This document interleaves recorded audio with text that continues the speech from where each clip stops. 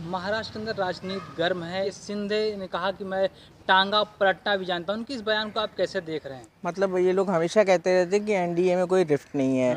MVA को हमेशा criticise करते रहते हैं कि आप लोग की लड़ाई है, ये है, वो है, छोटी छोटी चीज़ों के लिए मतलब पूरा मीडिया लग जाता है कि हाँ बहुत है। पर ये जो एक स्टेटमेंट आया है तो उन्होंने बड़े खुलेआम बोला है। ऑल्दो अभी भी बोल रहे हैं कि हमारी कोल्ड वॉर नहीं है, तो मैंने किसके लिए बोला है वो खुद समझ जाएगा ये सब। पर देखिए जिस तरह का उनका स्टेटमेंट आया है इससे सीधे पता। दिल्ली की आला कमान तक ये बात पहुंचनी चाहिए।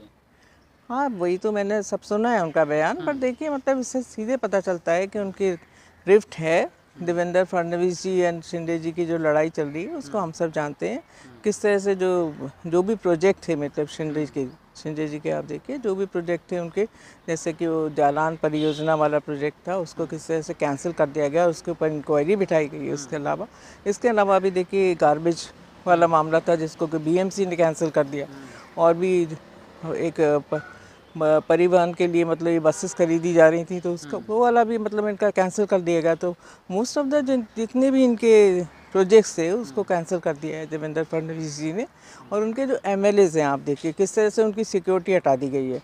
तो इस तरह से सबको पता है कि शिंदे जी बहुत नाराज़ हैं, आपस में उनमें रिफ्ट है। ऑल्दो वो हमेशा ही ये बोलते हैं कि नहीं हमारे में कोई रिफ्ट नहीं है, हम तो तीनों मिलकर बहुत अच्छे से काम कर रहे हैं। पर ये सियासी भूचाल आने वाला है महाराष्ट्र के अंदर। मुझे ऐसा लगता है इनफैक्ट कि उनके बीच में रिफ्ट है, तो जिसका कि हम लोगों से कुछ लेना देना नहीं है। ये भी कहा जा रहा है कि शरद पवार और प्रधानमंत्री मोदी जी साथ थे तो कुछ चल रहा है। हो सकता है शरद जी इंडिया अलायंस छोड़ करके एनडीए में शामिल हो जाएं। कि ये खबरें जो है ना बिल्कुल इनका कोई आधार नहीं है।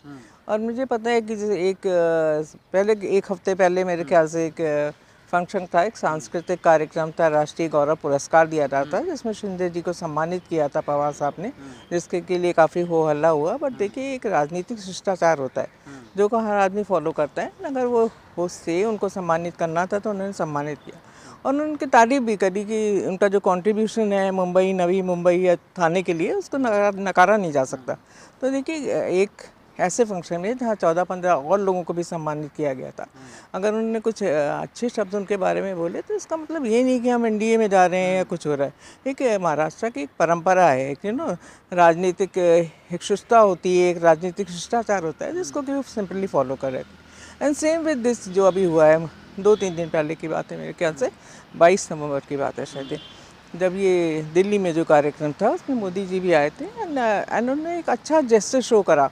मतलब ये उन्होंने पवार साहब को बिठाया और ये offered a glass of water and lighting of the lamp के समय भी उन्हें बुलाया और काफ़ी देर तक वो लोग बात भी करते रहे, इस बात से कोई इनकार नहीं है। और देखिए जहाँ तक अगर आप मोदी जी के माननीय मोदी जी के बारे में बात करूँ कि देखिए जिस तरह से कभी उनके जो स्टेटमेंट्स आते रहे हैं पहले भी, उन्होंने यही बोला है कि उन्हें यहाँ तक बोला है कि जो माननीय पवार साहब हैं उनके राजनीतिक गुरु हैं और जब भी उनको किसी एडवाइस की ज़रूरत होती है तो उनको फ़ोन करते हैं या उनसे एडवाइस लेते हैं। तो ये एक मतलब एक ये बात होती है ना, एक मनभेद नहीं होता है, एक मतभेद होता है विचारों का। महायुति की सरकार या खतरे में पड़ती है तो पवार जी उसे बचाने के लिए। नहीं ऐसा कुछ नहीं है। देखिए मैं जहाँ तक हम लोग जानते हैं माननीय पवार साहब को मैंने कभी भी अपने विचारधारा से समझौता करते नहीं देखा। तो ये बातें जो हैं ये बहुत दिनों से चल रही हैं और मतलब ये ज़रूर है कि एक राजनीतिक शिष्टाचार होता है जिसको फॉलो करना भी चाहिए। और मेरे ख्याल से और एक अच्छी केमिस्ट्री है उनकी या तो अच्छी दोस्ती है तो ठीक है। मतलब इसका मतलब ये बिल्कुल भी नहीं है कि वी आर ज्वाइनिंग एनडीए या कुछ। एक तरफ जहां पर सिंधे नाराज हैं, दूसरी तरफ बिहार के अंदर नीतीश कुमार को लेकर के भी तमाम खबरें आ रही हैं। आप नीतीश जी की बात कर रहे हैं, आप चंद्रबाबू नायडू की भी आप बात करिए। देखिए जिस तरह से उनकी शिवराज चौहान जी से बहस हुई थी, अभी सबने ही देखी थी ये बात। एंड शिवराज चौहान जी की भी जो एयरपोर्ट वाली चीज़ें हैं मतलब टूटी हुई कुर्सी, जी ये सब भी चीज़ें हमने अभी पिछले दिनों में सब देखी हैं। जहाँ तक नीतीश कुमार जी की बात है, आप उनके बेटे भी राजनीति में आ रहे हैं, जबकि मेरे ख्याल से वो सालों सालों ये इस बात को कहते रहे कि हाँ मतलब हम परिवारवाद में बिलीव नहीं करते या कुछ भी। तो देखिए ये ऐसी बातें हैं कि जिसके बारे में हम क्या बोल सकते हैं। और देखिए उनके नाराज़गी तो नीतीश जी की भी होती है बीच बीच में, चंद्रबाबू नायडू जी की भी होती है।